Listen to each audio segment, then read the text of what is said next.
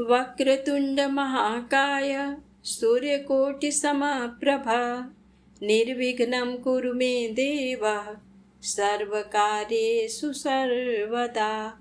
ओम श्री गणेशाय नमः। आप सभी का हमारे YouTube चैनल पर हार्दिक स्वागत है। आज आषाढ़ मास के कृष्ण पक्ष की संकष्टी चतुर्थी व्रत है, तो आज हम आपको सुना रहे हैं संकष्टी चतुर्थी व्रत की पौराणिक कथा, चौथ माता की कथा, साथ में सुनेंगे गणेश चालीसा पाठ। तो इन कथाओं को श्रद्धा और भक्ति के साथ पूरा अवश्य सुनिएगा। प्रेम से बोलें गणेश जी महाराज की जय हो।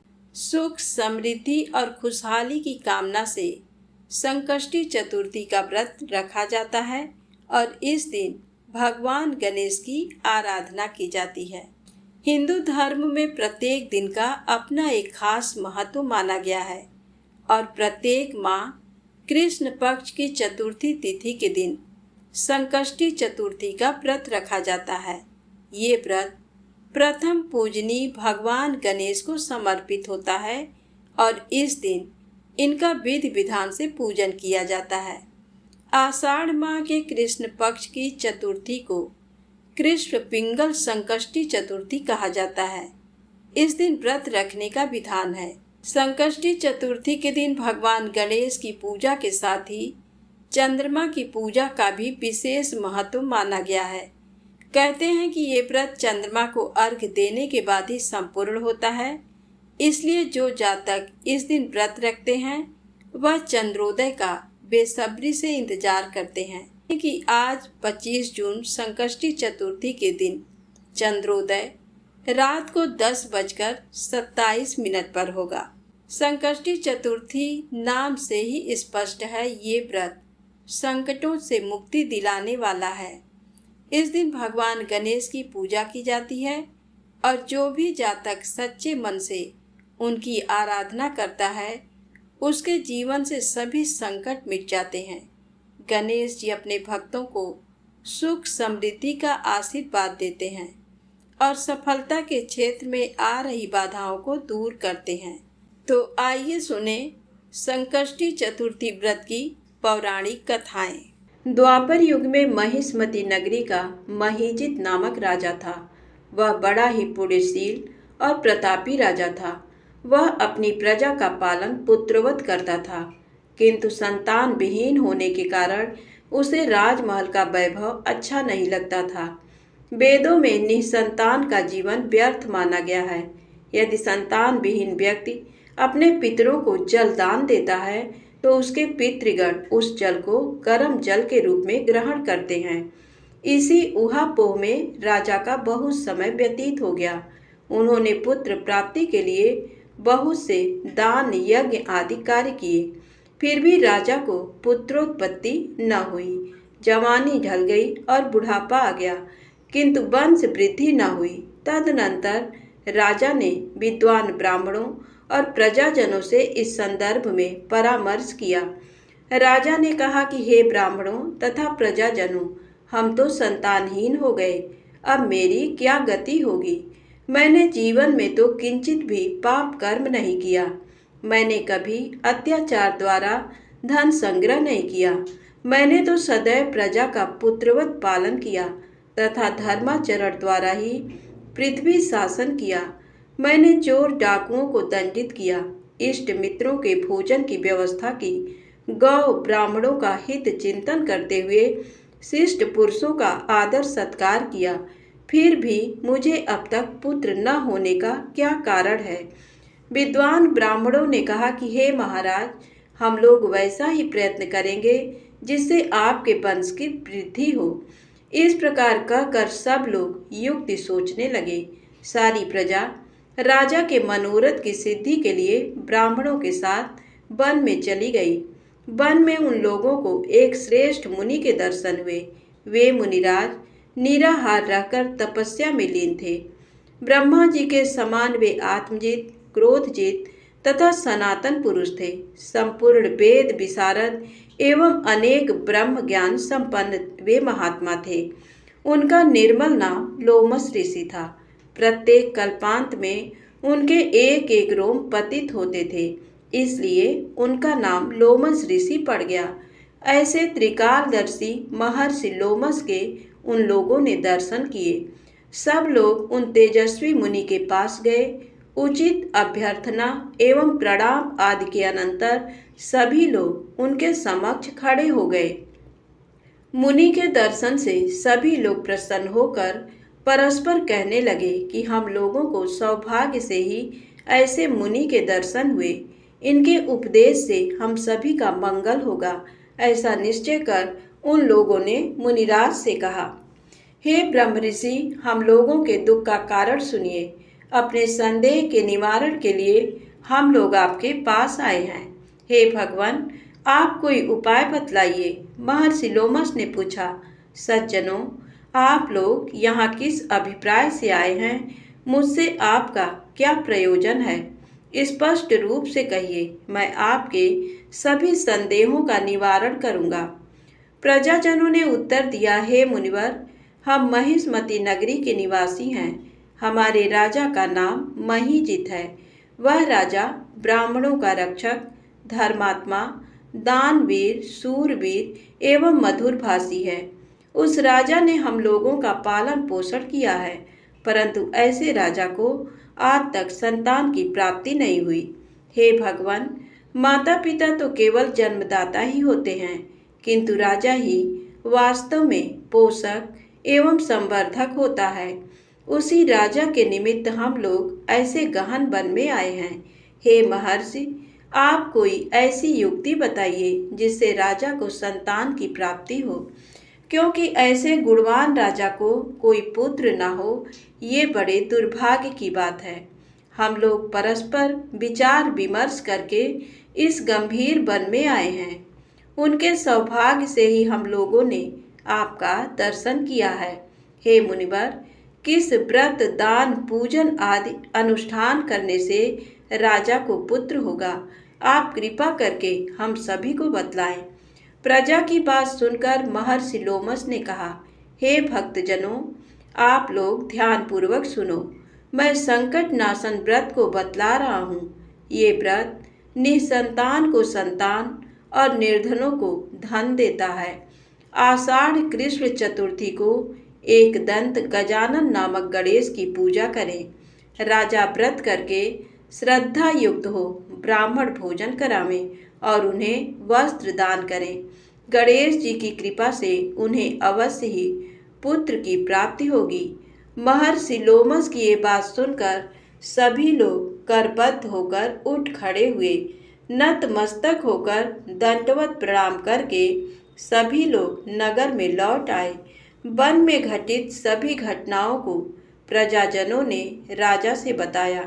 प्रजाजनों की बात सुनकर राजा बहुत ही प्रसन्न हुए और उन्होंने श्रद्धापूर्वक विधिवत गणेश चतुर्थी का व्रत करके ब्राह्मणों को भोजन, वस्त्र आदि का दान दिया। रानी सुदक्षिणा को गणेश जी की कृपा से सुंदर और सुलक्षण पुत्र प्राप्त हुआ। श्री कृष्ण जी कहते हैं कि हे राजन, इस व्रत का ऐसा ही प्रभाव है। जो व्यक्ति इस व्रत को श्रद्धा पूर्वक करेंगे वे समस्त सांसारिक सुख के अधिकारी होंगे। प्रेम से बोले, गणेश जी महाराज की जय हो। एक समय की बात है, विष्णु भगवान का विवाह लक्ष्मी जी के साथ निश्चित हो गया। विवाह की तैयारी होने लगी। सभी देवताओं को निमंत्रण भेजे गए, परंतु गणेश जी को निमंत्रण नहीं दिया। कारण जो भी रहा हो, अब भगवान विष्णु की बारात जाने का समय आ गया। सभी देवता अपनी पत्नियों के साथ विवाह समारोह में आए। उन सब ने देखा कि गणेश जी कहीं दिखाई नहीं दे रहे हैं। तब वे आपस में चर्चा करने लगे कि क्या गणेश जी को नहीं न्योता है या स्वयं गणेश जी ही नहीं आए हैं। सभी को इस बात पर आश्चर्य होने लगा। तभी सबने विचार किया कि विष्णु भगवान से ही इसका कारण पूछा जाए। विष्णु भगवान से पूछने पर उन्होंने कहा कि हमने गणेश जी के पिता भोलेनाथ महादेव को न्योता भेजा है। यदि गणेश जी अपने पिता के साथ आना चाहते हैं तो आ जाते। अलग से न्योता देने की कोई आवश्यकता भी नहीं थी। दूसरी बात यह है कि उनको 1.25 मन मूंग, 1.25 मन चावल, 1.25 मन घी और 1.25 मन लड्डू का भोजन दिन भर में चाहिए। यदि गणेश जी नहीं आएंगे तो कोई बात नहीं। दूसरे के घर जाकर इतना सारा खाना पीना अच्छा भी नहीं लगता। इतनी वार्ता कर ही रहे थे कि किसी एक ने सुझाव दिया, यदि गणेश जी आ भी जाएं तो उनको द्वारपाल बनाकर बैठा देंगे कि आप घर की याद रखना। आप तो चूहे पर बैठकर धीरे धीरे चलोगे तो बारात से बहुत पीछे रह जाओगे। ये सुझाव भी सबको पसंद आ गया तो विष्णु भगवान ने भी अपनी सहमति दे दी। अब होना क्या था कि इतने में गणेश जी वहां आ पहुंचे और उन्हें समझा बुझाकर घर की रखवाली करने बैठा दिया। बारात जल्दी। तब नारद जी ने देखा कि गणेश जी तो दरवाजे पर ही बैठे हुए हैं, तो वे गणेश जी के पास गए और रुकने का कारण पूछा। गणेश जी कहने लगे कि विष्णु भगवान ने मेरा बहुत अपमान किया है। नारद जी ने कहा कि आप अपनी मूषक सेना को आगे भेज दें तो वह रास्ता खोद देगी, जिससे उनके वाहन धरती में धंस जाएंगे। तब आपको सम्मान पूर्वक बुलाना पड़ेगा। अब तो गणेश जी ने अपनी मूषक सेना जल्दी से आगे भेज दी और सेना ने जमीन पोली कर दी। जब बारात वहां से निकली तो रथों के पहिए धरती में धंस गए। लाख कोशिश करें परंतु पहिए नहीं निकले। सभी ने अपने अपने उपाय किए परंतु पहिए तो नहीं निकले, बल्कि जगह जगह से टूट गए। किसी की समझ में नहीं आ रहा था कि अब क्या किया जाए। तब तो नारद जी ने कहा, आप लोगों ने गणेश जी का अपमान करके अच्छा नहीं किया। यदि उन्हें मनाकर लाया जाए तो आपका कार्य सिद्ध हो सकता है और ये संकट टल सकता है। शंकर भगवान ने अपने दूत नंदी को भेजा और वे गणेश जी को लेकर आए। गणेश जी का आदर सम्मान के साथ पूजन किया। तब कहीं रथ के पहिए निकले। अब रथ के पहिए निकल तो गए परंतु वे टूट फूट गए, तो उन्हें सुधारे कौन। पास के खेत में खाती काम कर रहा था, उसे बुलाया गया। खाती अपना कार्य करने के पहले श्री गणेशाय नमः कहकर गणेश जी की वंदना मन ही मन करने लगा। देखते ही देखते खाती ने सभी पहियों को ठीक कर दिया। तब खाती कहने लगा कि हे देवताओं, आपने सर्वप्रथम गणेश जी को नहीं मनाया होगा और ना ही उनकी पूजन की होगी, इसीलिए तो आपके साथ ये संकट आया है। हम तो मूर्ख अज्ञानी हैं, फिर भी पहले गणेश जी को पूजते हैं, उनका ध्यान करते हैं, और आप लोग तो देवतागण हैं, फिर भी आप गणेश जी को कैसे भूल गए। अब आप लोग भगवान श्री गणेश जी की जय बोलकर जाएं तो आपके सब काम बन जाएंगे और कोई संकट भी नहीं आएगा। ऐसा कहते हुए बारात वहां से चल दी और विष्णु भगवान का लक्ष्मी जी के साथ विवाह संपन्न करा के सभी सकुशल घर लौट आए। हे गणेश जी महाराज, जैसे आपने विष्णु जी के कार्य को सफल किया, ऐसे ही हम सभी के कार्य को सिद्ध करना। तो प्रेम से बोले, गणेश जी महाराज की जय हो। अब आइए सुने चौथ व्रत की अगली कहानी। एक गांव में एक वृद्धा रहती थी। उसकी बहू थोड़ी सी पागल जैसी रहती थी। उसे भूख बिल्कुल सहन नहीं होती थी। वह रोज सुबह उठकर पहले खाना खाती थी, फिर दूसरा काम करती थी। एक दिन उनके यहाँ पूजा होनी थी और पूजा के लिए खाना बनाना था। तो वृद्धा ने सोचा कि ये तो सुबह उठकर सबसे पहले खाऊं खाऊं करेगी और सारा खाना जूठा कर देगी। तो वृद्धा ने एक उपाय सोचा। उसने पानी के मटके के नीचे एक छेद कर दिया और बहू से कहा कि आज पूजा है, तू सुबह से खाऊं खाऊं मत करना, तू पहले पानी भर ला, फिर कुछ खा पी लेना। बहू ने सास से कहा कि ठीक है माँ, और वह पानी भरने के लिए चली गई। बहू पानी भरने कुएं पर आई तो उसने वहां पर सबसे पहले अपने साड़ी में बंधा हुआ आटा निकाला, फिर पनघट पर उसे गूंथ लिया और उसकी बाटियां बना ली। वहीं पास में शमशान था, वहां एक मुर्दा जलाया गया था, तो उसकी आंच में उसने वह बाटियां सेक ली। और पास में ही एक गणेश जी का मंदिर था। मंदिर में किसी ने गणेश जी को चोला चढ़ाया था, तो गणेश जी की तोंद में घी लगा हुआ था। उसने उससे बाटियां चुपोड़कर एक बाटी का भोग गणेश जी को लगाकर उसने वह बाटियां खा ली। उसके बाद वह आराम से अपने घर चली गई। इधर गणेश जी ने क्रोधित होते हुए नाक पर उंगली चढ़ा ली। फिर उसके बाद कोई उधर से निकला तो उसने देखा कि गणेश जी ने नाक पर उंगली चढ़ा रखी है, तो उसने गांव में जाकर सबसे कह दिया कि गणेश जी ने नाक पर उंगली चढ़ा ली। अब गणेश जी की नाक पर से उंगली उतारने के लिए सभी लोग प्रयास करने लगे। कोई गणेश जी के पाठ करने लग गया, कोई हवन कर रहा है ताकि गणेश जी नाक पर से उंगली हटा लें, पर गणेश जी ने नाक पर से उंगली नहीं हटाई। अब ये बात राजा तक पहुंच गई। राजा ने बड़े बड़े पंडित और ज्योतिष बुलवाए, पर वह भी गणेश जी की नाक से उंगली नहीं हटा पाए। अब राजा ने पूरे राज्य में मुनादी करवा दी कि जो भी गणेश जी की नाक पर से उंगली हटाएगा उसे 5 गांव की जागीर दे दी जाएगी। अब राज्य में सभी लोग अपनी अपनी तरफ से प्रयास करने लगे, पर गणेश जी ने नाक से उंगली नहीं हटाई। सभी लोग थक हार गए। आखिर में बुढ़िया की बहू बोली कि माँ, आप कहो तो मैं गणेश जी की नाक से उंगली हटा सकती हूँ। तो वृद्धा हंसने लगी कि बड़े बड़े पंडित और ज्योतिष गणेश जी की नाक से उंगली नहीं हटा पाए, तुम कैसे हटा दोगी? परंतु हो सकता है कि ऐसा हो जाए। तभी एक आदमी ने कहा कि एक बार इसे भी मौका दो, इसे भी प्रयास कर लेने दो, हो सकता है कि ये गणेश जी की नाक पर से उंगली हटा दे।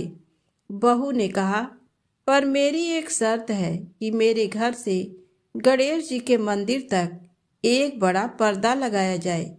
तो लोगों ने कहा ठीक है, और घर से मंदिर तक पर्दा लगवा दिया। अब बहू ने अपने घाघरे में धोना यानी कपड़े धोने का हथियार छिपाकर मंदिर गई।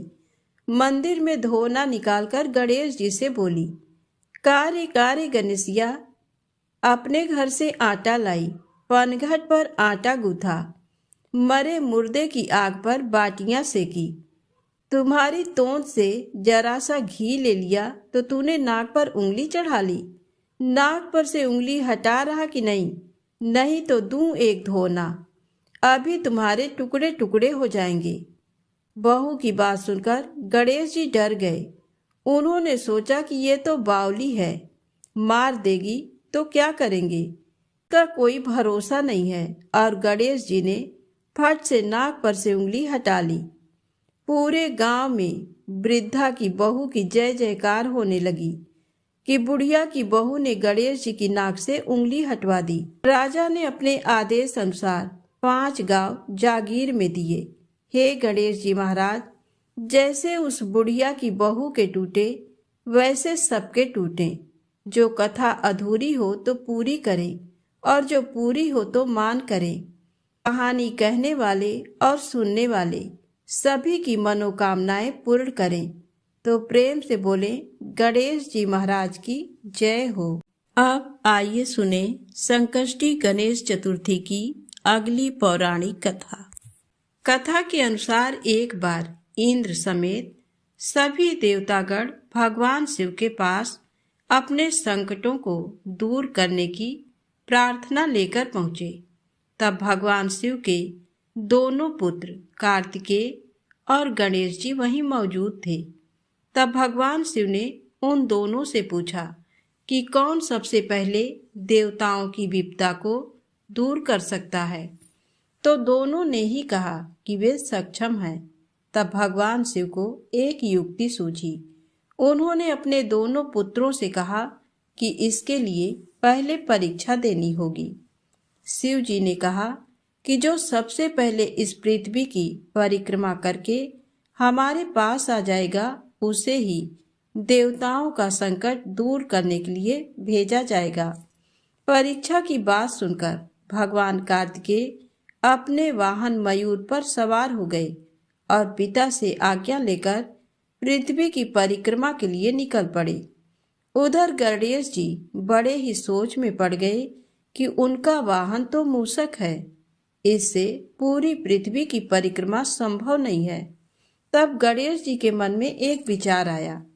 वे झट से अपने स्थान से उठे, फिर वे हाथ जोड़कर अपने पिता भगवान शिव और माता पार्वती की 7 बार परिक्रमा किए। उसके बाद अपने स्थान पर आकर बैठ गए। सभी देवी देवता ये देखकर आश्चर्य में पड़ गए। कुछ समय बाद कार्तिकेय जी पृथ्वी की परिक्रमा करके कैलाश पर आए और स्वयं को विजेता घोषित करने लगे। इसी बीच शिव जी ने गणेश जी से पूछा कि तुमने पृथ्वी की जगह अपने माता पिता की परिक्रमा क्यों की? इस पर गणेश जी ने कहा कि माता पिता के चरणों में ही समस्त लोक बसता है। छोटे पुत्र का उत्तर सुनकर शिव जी बड़े प्रसन्न हुए।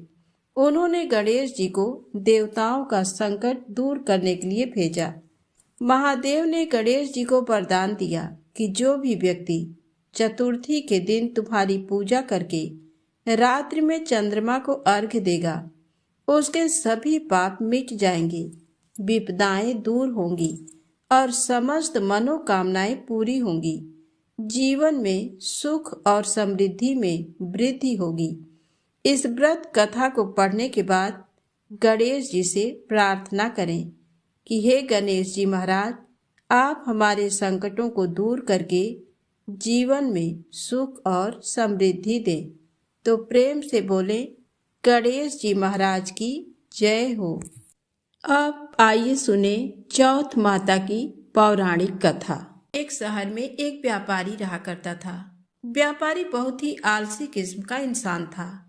उसके पास उसके दादा परदादा की कमाई हुई दौलत उसको विरासत में मिली थी, जिसके कारण वह व्यापारी कोई काम धंधा नहीं किया करता था। व्यापारी का एक बेटा था जो व्यापारी की तरह काम धंधा नहीं करता था और बहुत आलसी था। व्यापारी ने अपने बेटे का विवाह एक अच्छी, सुंदर और सुशील कन्या से किया था। विवाह होने के बाद भी व्यापारी का बेटा कुछ नहीं करता था।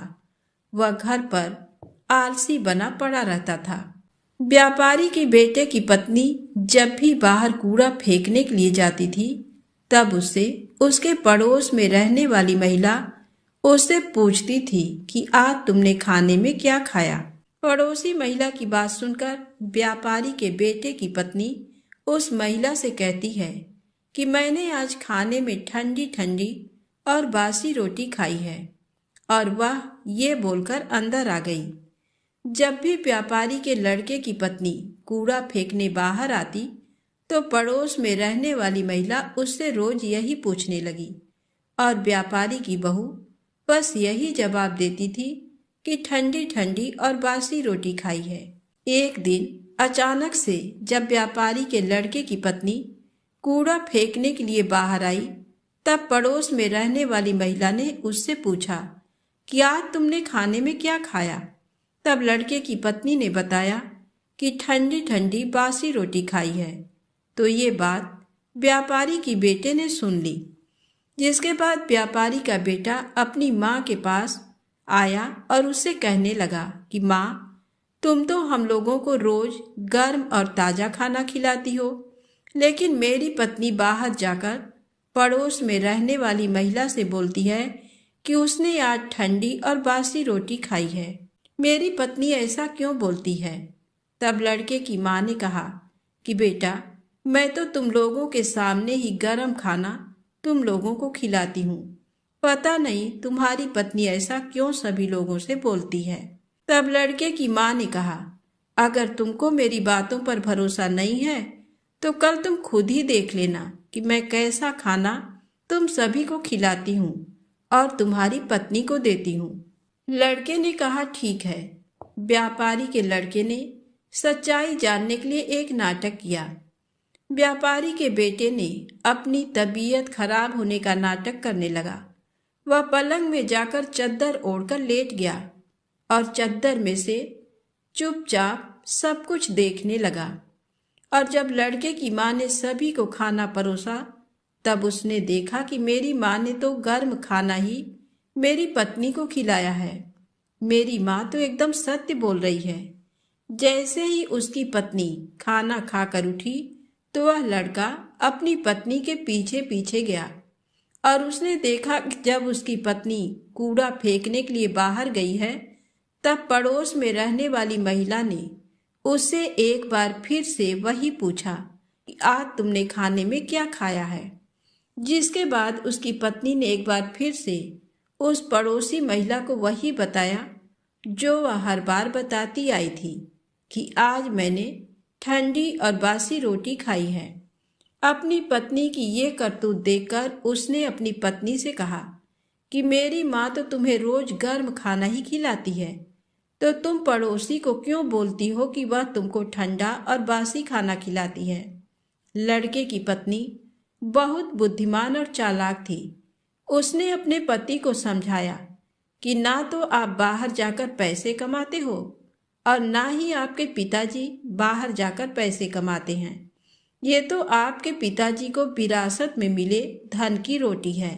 अगर आप लोग अभी भी नहीं समझेंगे तो एक दिन सारा धन खत्म हो जाएगा और घर में खाने के लिए रोटी तक नहीं मिलेगी। लड़के को अपनी पत्नी की बात सुनकर समझ में आ जाता है कि वह सही बोल रही है। अगर मैंने अभी धन नहीं कमाया तो आगे बहुत बड़ी दिक्कत हो सकती है। जिसके बाद लड़के ने ये तय कर लिया कि अब वह पैसा कमाएगा, जिसके लिए व्यापारी के बेटे ने ये तय किया कि वह विदेश जाएगा और विदेश में बहुत सारा धन कमाएगा। व्यापारी का बेटा धन कमाने के लिए विदेश चला जाता है। अपने पति के विदेश जाने के बाद उसकी पत्नी 12 महीने के लिए चौथ माता का व्रत रखने लगती है और धीरे धीरे 12 महीने गुजर जाते हैं। तब चौथ माता और गणेश जी ने उसकी पत्नी की व्रत रखने और पूजा करने से खुश हो जाती हैं। जिसके बाद चौथ माता और गणेश जी ये तय करते हैं कि अब इस कन्या को इसके पति से मिलवा देना चाहिए, क्योंकि 12 महीने गुजर चुके हैं। जिसके बाद चौथ माता और गणेश जी एक बार जब व्यापारी का बेटा विदेश में अपने घर में गहरी नींद में सो रहा होता है, तब उसके सपने में जाकर चौथ माता ने कहा कि तुम अपने घर चले जाओ, तुम्हारी पत्नी तुमको बहुत याद कर रही है और वह तुम्हारा इंतजार कर रही है। लड़के ने चौथ माता से कहा कि मैं यहाँ से कैसे जा सकता हूँ, मेरा यहाँ पर बहुत सारा व्यापार फैला हुआ है और मेरे जाने के बाद इस व्यापार को कौन देखेगा। चौथ माता ने लड़के से कहा कि तुम चिंता मत करो, कल तुम सुबह एक दिए को जलाकर उसको लेकर अपने साथ बैठ जाना। जिन जिन लोगों को तुमको पैसा देना है वह तुमको पैसे दे जाएंगे और जिन जिन लोगों को तुम्हें पैसा देना है वह तुमसे पैसा ले जाएंगे और इस प्रकार से तुम्हारा सारा व्यापार एक ही दिन में सिमट जाएगा। व्यापारी के लड़के ने चौथ माता की बात मानकर अगले दिन वैसा ही किया जैसा चौथ माता ने उससे करने के लिए कहा था। उसने अपने हाथ में सूरज दीपक जलाकर बैठ गया।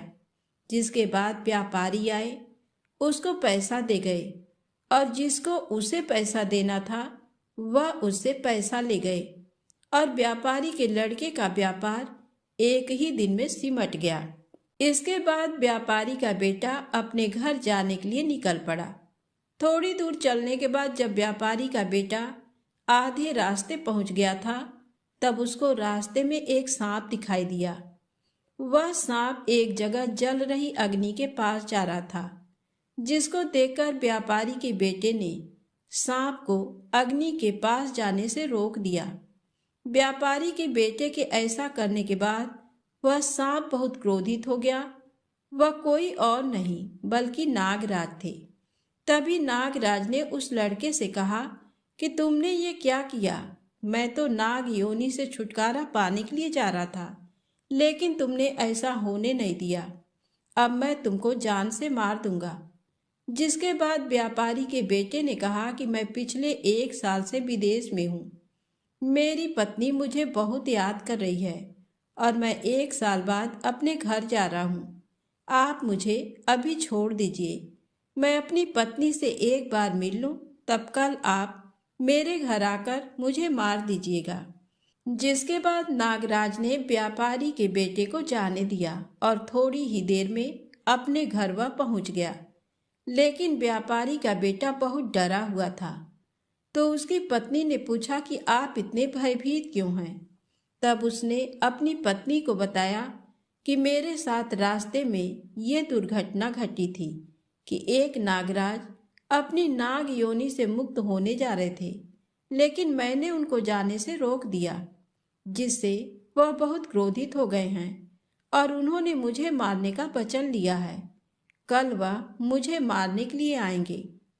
व्यापारी की बेटे की पत्नी बहुत चालाक और बुद्धिमान थी और उसने अपने पति की बात सुनकर अपने घर की सीढ़ियों पर कुछ न कुछ रख दिया। उसकी पत्नी ने पहली सीढ़ी पर दूध रख दिया, दूसरी सीढ़ी पर बालू बिखेर दी और तीसरी सीढ़ी पर फूल बिखेर दिए। चौथी सीढ़ी पर सुगंधित इत्र डाल दिया और पांचवी सीढ़ी पर बहुत स्वादिष्ट मिठाइयाँ रख दी और जाकर पलंग पर अपनी चोटी लटकाकर लेट गई और अपने दरवाजे को खुला छोड़ दिया। नागराज जब उसके पति को मारने के लिए आए, तब उन्होंने सीढ़ियों में दूध देखा तो उन्होंने उस दूध को पी लिया और एक एक करते सभी सीढ़ियों की सारी चीजें खा लिए। और तब उन्होंने बोला कि व्यापारी, तुमने मुझे बहुत प्रसन्न किया है, लेकिन मैंने तुमको वचन दिया है कि मैं तुमको मारूंगा जरूर। अब मैं कुछ नहीं कर सकता, मैं अपने वचन से बंधा हुआ हूँ। जिसके बाद नागराज व्यापारी के बेटे को मारने के लिए 7 सीढ़ी पार करके उसके कमरे के पास जाने लगे। तब वहां पर चौथ माता और गणेश जी ने आकर उस नागराज को अपनी तलवार से काट काट कर चारों तरफ फेंक देते हैं और जिसके बाद नागराज का एक हिस्सा लड़के के जूते में चला गया। नागराज ने कहा, मैं यहीं छुपा रहूंगा और कल जब सुबह वह व्यापारी जूता पहनेगा तब मैं उसको काट लूंगा।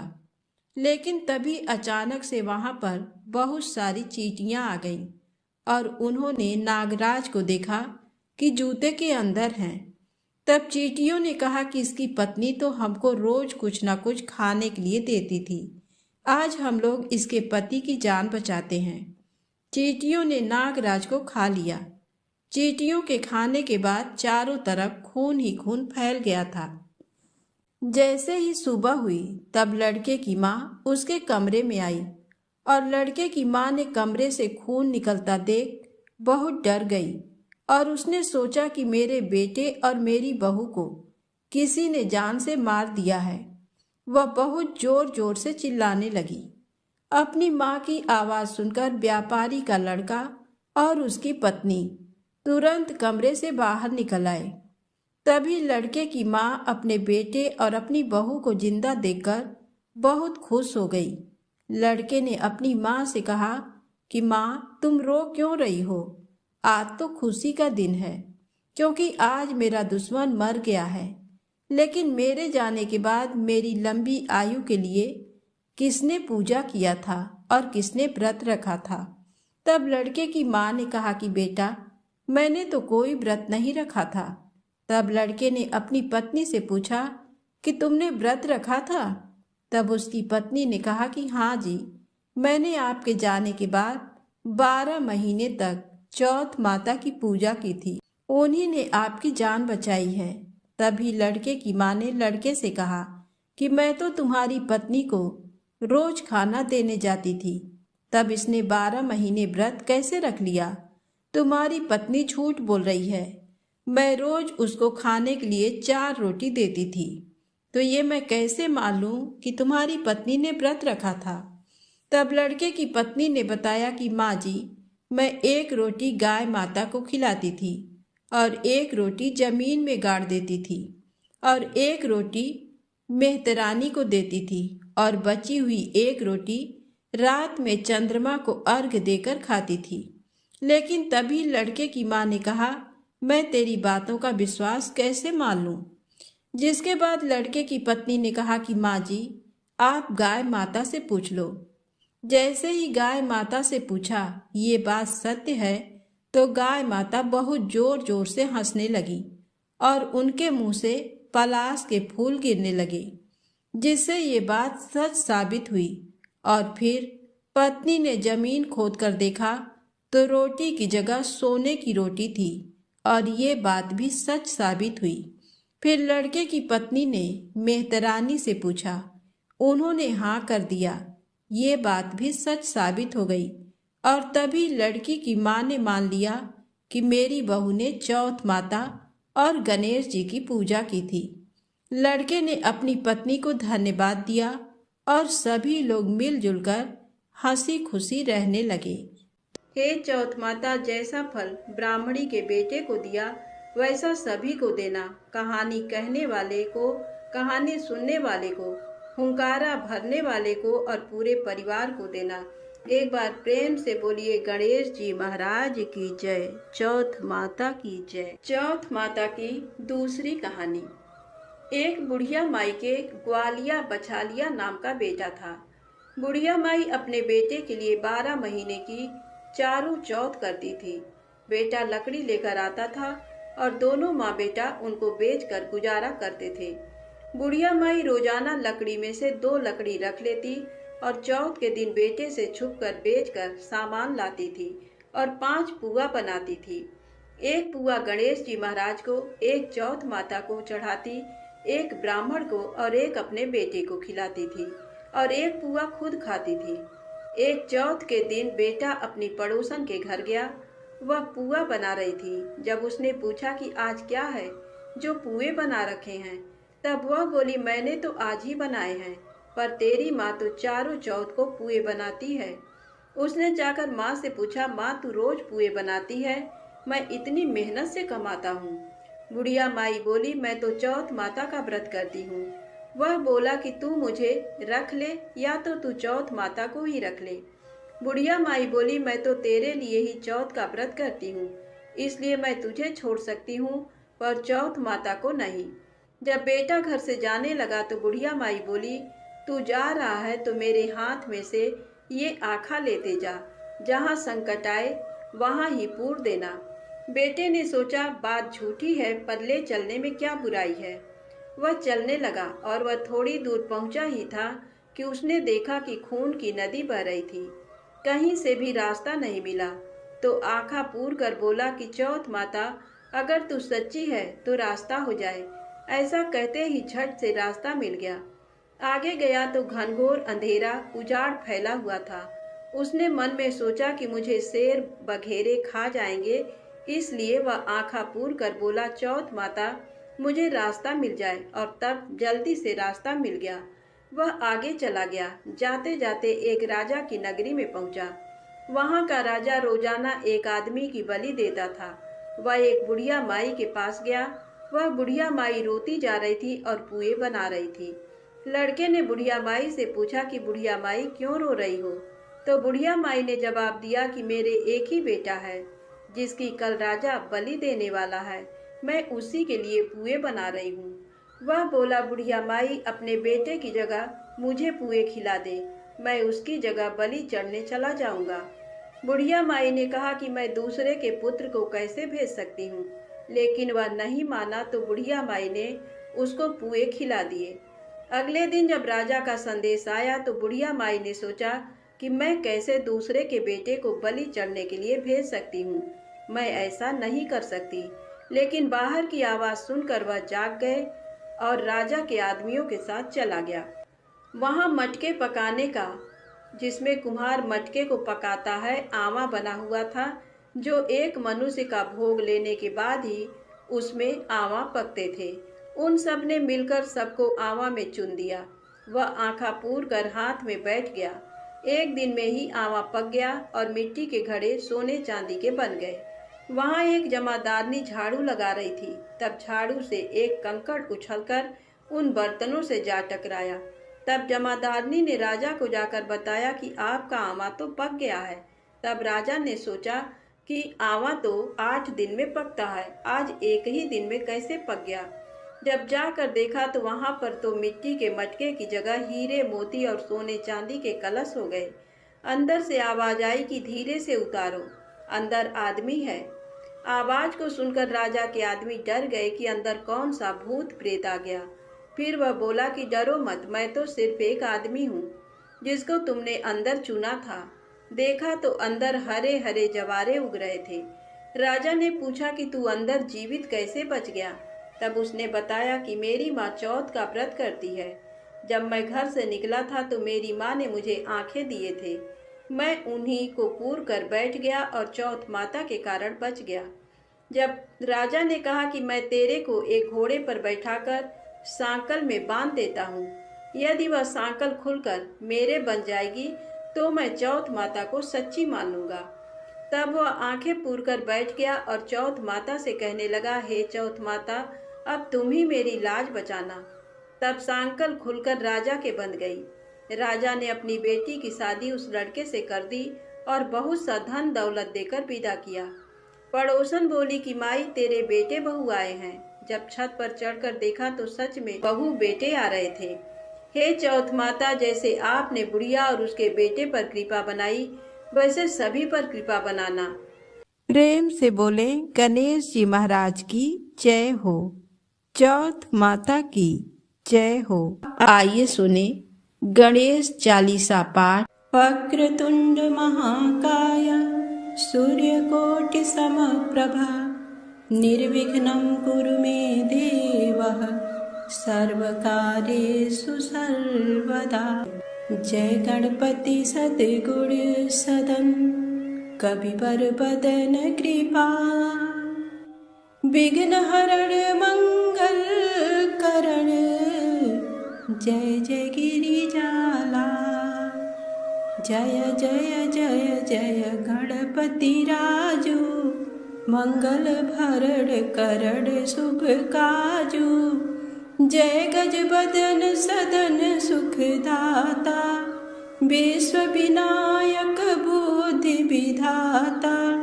वक्रतुंड शुचि सुंड सुहावन, तिलक त्रिपुंड भाल मन भावन। राजित मणि मुक्तन उर्माला, स्वर्ण मुकुट सिर नयन विशाला। पुस्तक पाणि कुठार त्रिशूलम, मोदक भोग सुगंधित फूलम। सुंदर पीतांबर तन साजित, चरण पादुका मुनि मन राजित। धन शिव सुवन सडानन भ्राता, गौरी ललन विश्व विधाता।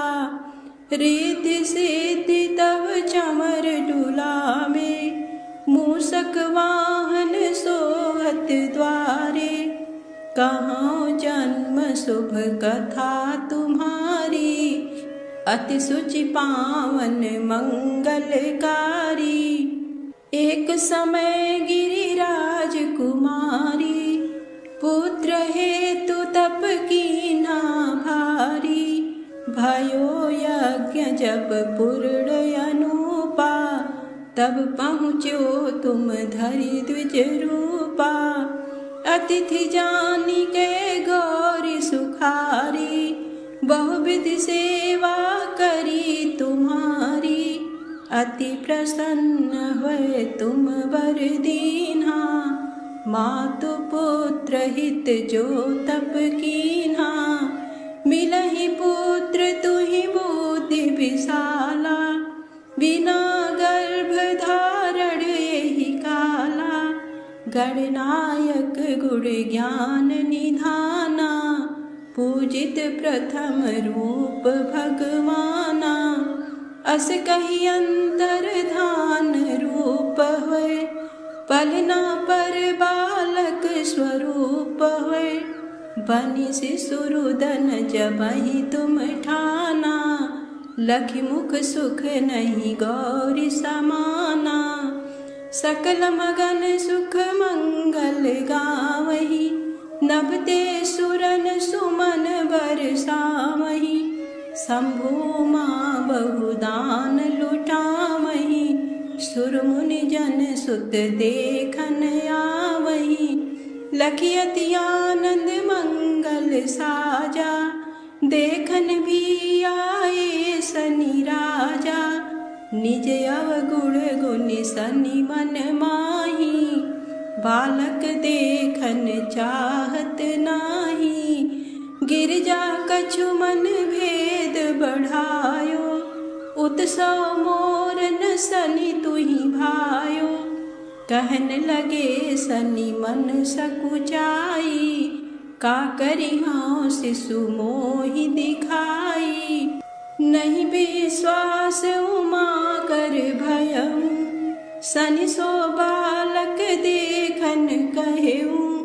पड़तहि सनि दृग कोड प्रकाशा, बालक सिर उड़ी गयो आकाशा। गिरिजा गिरी विकल होय धरड़ी, सो दुख दशा गयो नहीं वरड़ी। हाहाकार मचो कैलासा, सनि कीन्यो लखि सुत को नासा। तुरत गरुड़ चढ़ी विष्णु सिधाए, काटी चक्र सो गज सिर लाए। बालक के धड़ ऊपर धार्यो, प्राण मंत्र पढ़ शंकर डार्यो। नाम गणेश शंभु तब कीन्हे, प्रथम पूज्य बुद्धि निधि बर दीन्हे। बुद्धि परीक्षा जब शिव कीना, पृथ्वी की प्रदक्षिणा लीना। चले खटानन भरमि भुलाई, रची बैठे तुम बुद्धि उपाई। चरण मातु पितु के धर लीने, तिनके साथ प्रदक्षिण कीने। धनि गणेश कहि शिवहि हर से, नभते सुरन सुमन बहु बरसे। तुम्हरी महिमा बुद्धि बढ़ाई, शेष सहस मुख सकै न गाई। मैं मतिहीन मलिन दुखारी, करहु कवन विधि विनय तुम्हारी। भजत राम सुंदर प्रभु दासा, लख प्रयाग ककरा दुर्वासा। अब प्रभु दया दीन पर कीजय, अपनी शक्ति भक्ति कछु दीजय। श्री गणेश यह चालीसा, पाठ करें धर ध्यान। नित नव मंगल गृह बसे, लहे जगत सन्मान। संवत अपन सहस्र दस, ऋषि पंचमी दिने। पूरण चालीसा भयो, मंगल मूर्ति गणेश। ओम श्री गणेशाय नमः।